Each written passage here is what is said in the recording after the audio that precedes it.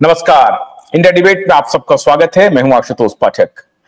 मित्रों, Ahmedabad plane crash के बारे में जितनी मुंह उतनी बातें हो रही हैं, लेकिन आज एक और बड़ी खबर जो आ रही है वो कई मीडिया संस्थानों ने हालांकि रिपोर्ट भी किया है, लेकिन ये जानना बेहद जरूरी है आपको कि अप्रैल 2025 में इस ड्रीमलाइनर 7879 की बात मैं नहीं कर रहा हूं, ये प्लेन एयरक्राफ्ट जो क्रैश हुआ है उसकी मैं बात कर रहा हूं।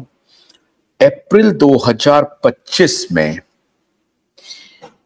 ऐसा क्या हुआ जो इंश्योरेंस के लिए जो कवरेज होता है एक एयरक्राफ्ट का, वो एकाएक 100 करोड़ रुपीज बढ़ा दिया गया। 100 करोड़ का कवरेज इस एयरक्राफ्ट के लिए बढ़ाया गया। पहले जो टोटल वैल्यूएशन जो किया गया था वो 750 करोड़ का कवरेज था, जिसको बढ़ा करके 850 करोड़ किया गया। From ₹750 crore to ₹850 crore during its renewal in April 2025.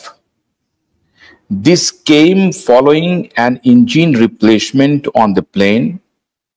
ये कह रहा है कि इंजन का रिप्लेसमेंट हुआ था और उसके ही आलोक में ये 100 करोड़ का इंश्योरेंस कवरेज हाइक किया गया।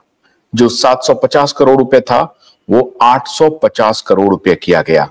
जो टोटल एयर इंडिया का जो फ्लीट का, टोटल एयर इंडिया के जितने फ्लीट्स हैं उसका जो कवरेज है वो लगभग 8,000 से 10,000 करोड़ के बीच में है। अब जितने भी एयरक्राफ्ट हैं, 33 एयरक्राफ्ट हैं या 34 एयरक्राफ्ट हैं एयर इंडिया के फ्लीट में, बोइंग 787 जो है और एयर इंडिया 171, इसके फ्लीट में जितने एयरक्राफ्ट हैं, इसमें जो टोटल वैल्यूएशन है वो लगभग इंश्योरेंस कवरेज जो है वो 8 से 10,000 करोड़ रुपए है, जिसका हर साल जो प्रीमियम जाता है उस इंश्योरेंस कवरेज का वो 250 करोड़ है हर साल।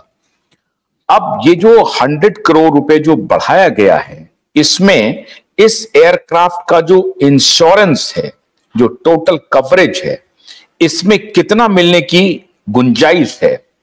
ये जो इंश्योरेंस का जो प्रीमियम कंपनी दे रही थी इंश्योर्ड किए हुए थे एयरक्राफ्ट को, उसका जो मैक्सिमम रिकवरी होगा इंश्योरेंस की तरफ से वो लगभग 1,500 करोड़ रुपए है।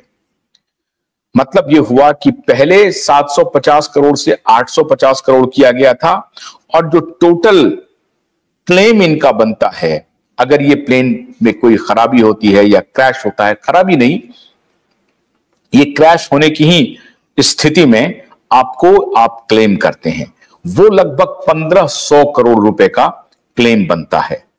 अब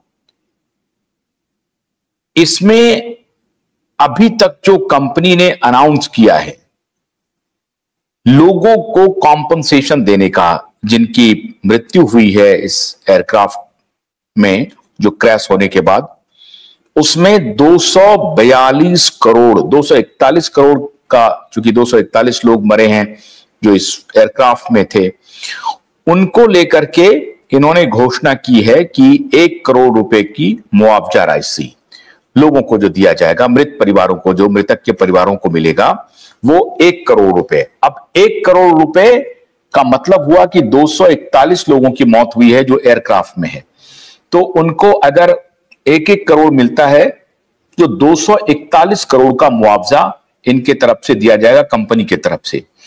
अब सवाल है कि जो लोग जिनकी मौत हुई है एयरक्राफ्ट में जो ट्रैवल कर रहे थे, उनको तो 241 करोड़ रुपए मिल जाएंगे, लेकिन जिनकी मौत एयरक्राफ्ट में ट्रैवल करने की वजह से नहीं हुआ है बल्कि एयरक्राफ्ट के गिरने से हुआ है, उन डॉक्टरों का या वो मेडिकल हॉस्पिटल के जो भी लोग मारे गए हैं उनका जो 20-25 लोग मारे गए हैं, उनको कौन देगा पैसा?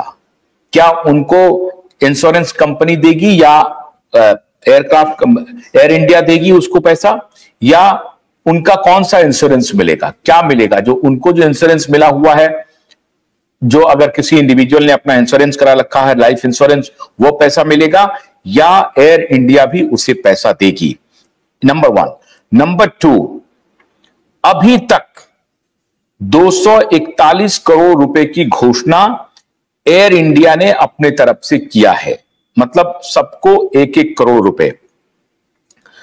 लेकिन जिनकी मौत गिरने से हुई है, मेडिकल कॉलेज के स्टूडेंट या मेडिकल कॉलेज के जो लोग इसमें अपना जान गंवाए हैं, उनके लिए कोई विशेष घोषणा नहीं हुई। जो सरकारी घोषणाएं हैं वही घोषणा है।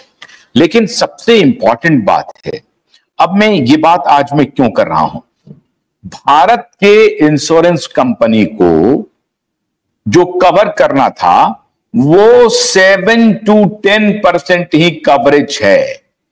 अब इसमें the aviation policy is led by Tata AIG general insurance with participation from Indian co insurers like GIC, RE, United India, Oriental Insurance, National Insurance, and ICICI Lombard.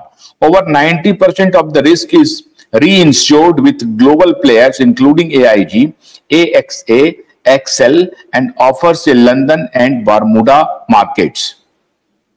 मतलब जो भारत की जो इंश्योरेंस कंपनी है, आप जानते होंगे जैसे टाटा है, वो AIG के साथ कोलैबोरेशन किए हुए है, तो AIG के ऊपर इसका ज्यादा चार्ज है। AXA ये भी विदेशी कंपनी है, बड़ी मल्टीनेशनल कंपनी है। एक्सेल ये भी एक मल्टीनेशनल कंपनी है, इनके ऊपर चार्ज चले जाएगा। 90% उनको देना है। इंश्योरेंस कंपनी का जो लायबिलिटीज होगा उसमें 90% जो मल्टीनेशनल बड़ी कंपनियां हैं उनके ऊपर है। जो भारतीय कंपनियां हैं उनके ऊपर 7.5% to 10% की ही लायबिलिटी बनेगी। मतलब टाटा के ऊपर अगर टाटा को अपने तरफ से पैसा देना हो तो वो 7 से 5% 10% ही उनको देना पड़ेगा।